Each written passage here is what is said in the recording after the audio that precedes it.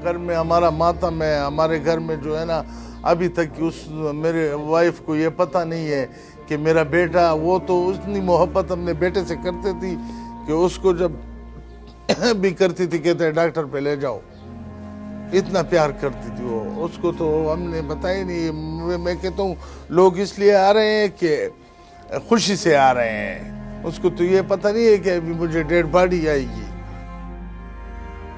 जो पेश आया ये मेरा अजान अफरीदी नाम था उसका, और उसका मामू जो था इटली में था, उसका भाई जो बड़ा था वो स्वीडन में था। उसने भाई के साथ बातें करता था व्हाट्सएप पे कि यारा मुझे भी बुलाओ, मुझे भी बुलाओ। फिर मामू ने कोई सिस्टम बराबर करके उसको भिजवाया, तुर्की गया था। वहाँ से जो है ना ये किश्ती में सवार होके इटली जा रहा था। इटली जब पहुँच गया तो वो वहाँ पे हादसा हो गया था।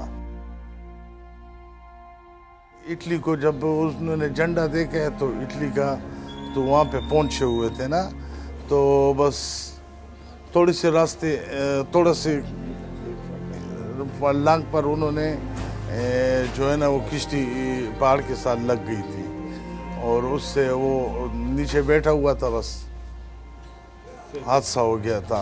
फिर हम जो है ना उसके पीछे, वो मामू उसका बहुत अस्पतालों में घूम रहा था, अस्पतालों में ढूंढ ढूंढ के आखिर कल वो लाश हमें मिल गई है। तो अस्पताल में तो जब उस हमारा वो मामू उधर गया तो उसने कहा कि मेरा यूसुफ नाम था उसका, यूसुफ आपके साथ वो अजान था वो किधर चला गया। तो उसने उसको कहा कि अजान हमसे किश्ती जब टक्कर मारी है तो वो चूर चूर हो गई थी वही, तो वो बस हमसे डूब गया था।